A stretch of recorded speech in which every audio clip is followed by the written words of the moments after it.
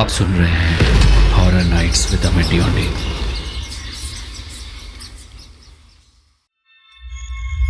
आज की कहानी है रागिनी, एक डायन। रीमा दिल्ली शहर के रहने वाली लड़की थी। राजन अंकल द्वारा उसका मनाली के मेडिकल कॉलेज में एडमिशन हुआ था। रीमा बेटा जल्दी चलो। हाँ जी अंकल चलिए।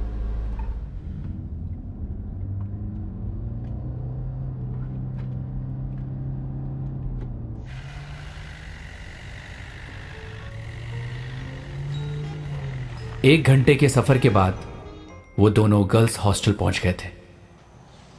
रीमा, ये कमरा तुम्हारा है। अब तुम आराम से अपना सामान जमाओ और किसी भी प्रकार की कोई परेशानी हो तो इस नंबर पर कॉल कर देना, ओके? इतना कहकर राजन अंकल चले गए।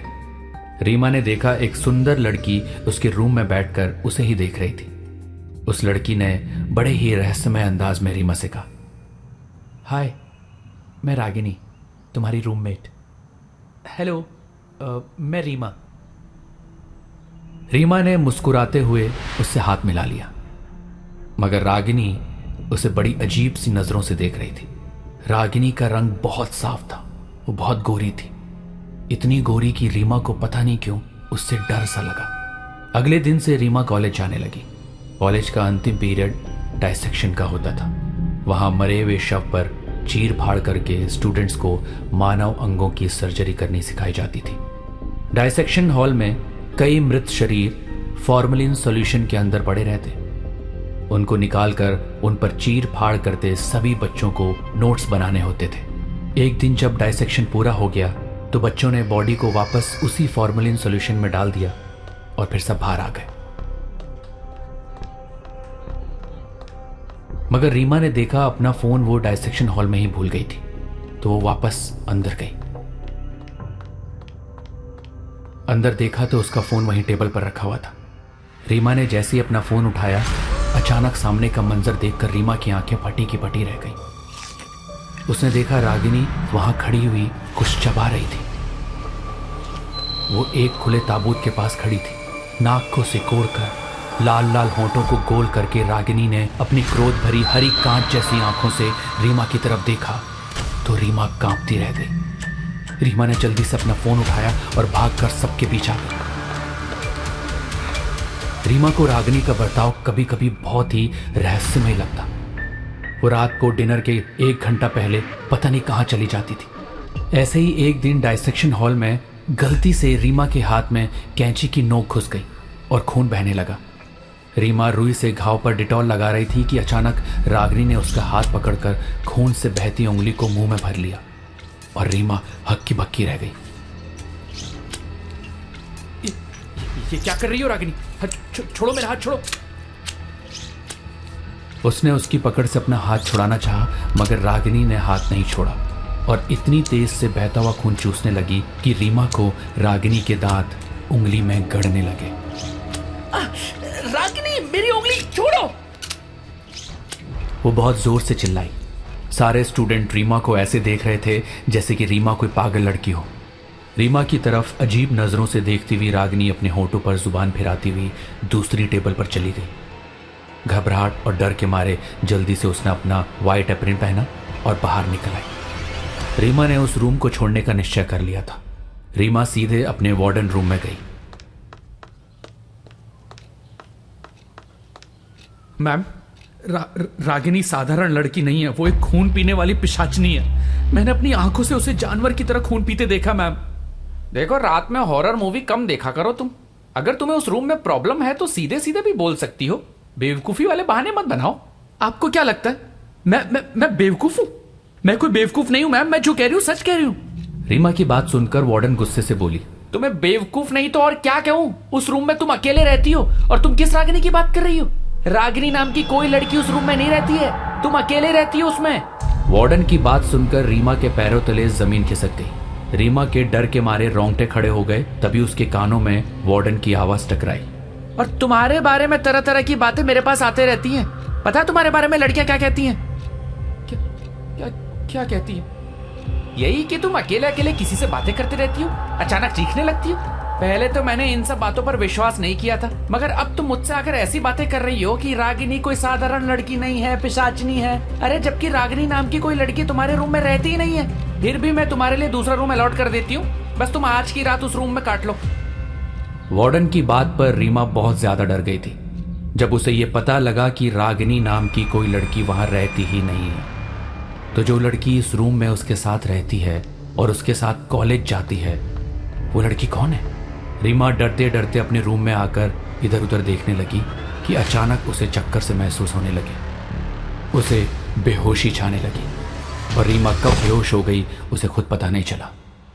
अचानक उसे अपने चेहरे पर चिपचिपा और खुरदुरा सा एहसास हुआ। उसने जैसे ही आंखें खोली तो रागिनी को देखकर वो चीख पड़ी। मांसविहीन, गिलगिली, चिपचिपी सी, पारदर्शी लाल लाल त्वचा और आंखों से खून टपकती रागिनी उसके चेहरे पर झुककर अपनी लंबी खुरदुरी जीभ से उसके चेहरे को चाट रही थी।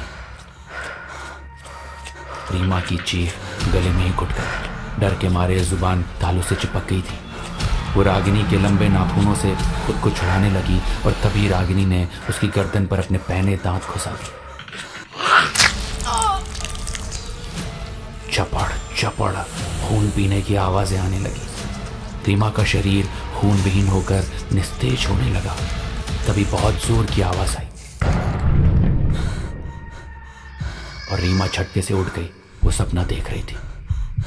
बहुत देर तक उसका दिल धड़कता रहा। इतने बर्फीले मौसम में भी वो पसीना पसीना हो चुकी थी।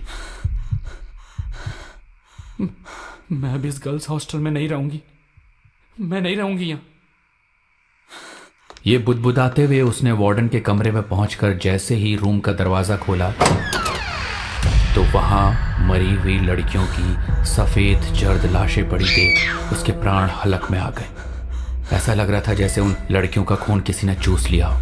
रीमा की टांगें खौफ से कांपने लगी। तभी टेबल के पीछे से उसे चपड़ चपड़ की आवाज सुनाई दी। उसने देखा वार्डन उसकी ही एक क्लासमेट की गर्दन पर मुंह रखकर उसका खून चूस रही थी। रीमा को देखकर गुर्राती हुई वार्डन ने उस लड़की को फेंककर रीमा पर वार किया।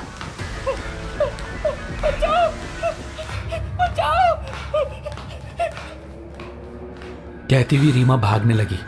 तभी वार्डन के लंबे गंदे खून से सने नाखूनों ने रीमा की गर्दन दबोच ली। माइनस से भी नीचे गिरते उस बर्फीले मौसम के कारण ठंड से जमकर वो बेहोश हो चुकी थी।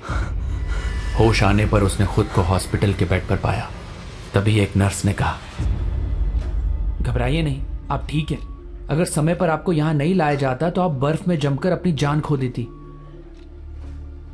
रीमा को बहुत ज्यादा कमजोरी महसूस हो रही थी। उसका गला खुश्क हो रहा था।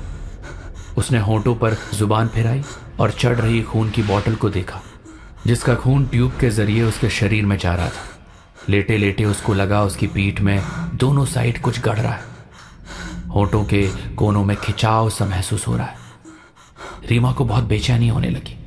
प्यास के मारे होंठ सूखने लगे, गले में कांटे से चुभने लगे थे। झटके से उसने हाथ में जा रही खून की ट्यूब खींची और मुंह में लेकर सुड़क सुड़क पीने लगी। उसको खून पीता देख सामने से आ रही नर्स चीख पड़ी। रीमा फिर बेहोश होकर गिर पड़ी। अचानक बेहोशी में रीमा को लगा जैसे कि बहुत दूर से कोई आवाज उसके कानों में टकरा रही है।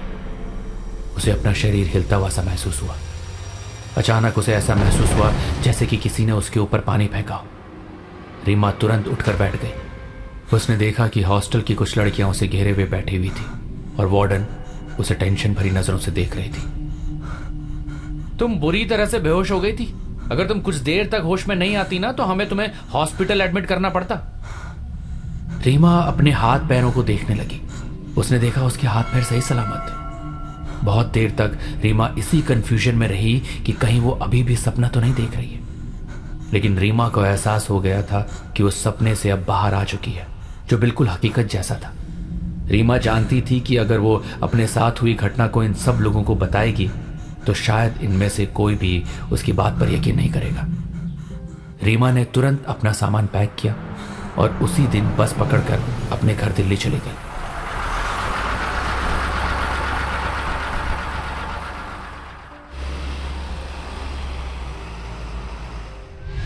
रीमा बहुत वक्त तक अपने साथ हुए उस भयानक अनुभव को नहीं भूल पाई। बहुत सालों बाद रीमा को पता लगा कि सालों पहले उस गर्ल्स हॉस्टल में उस रूम में रागिनी नाम की एक लड़की रहा करती थी। कहते हैं वो काला जादू करने और भ्रम फैलाने में माहिर थी। रागिनी गर्ल्स हॉस्टल की लड़कियों को मारकर उनका खून पी जाती थी। ये भी कहा जाता है कि रागिनी एक डायन थी। रागिनी की रहस्यमय हालत में मौत भी 50 साल पहले उसी कमरे में हुई थी। दोस्तों, वक्त रहते रीमा अगर ये सही फैसला नहीं लेती तो शायद आज वो जिंदा नहीं होती, या शायद रीमा जैसी किस्मत बहुत कम ही लोगों के पास होती।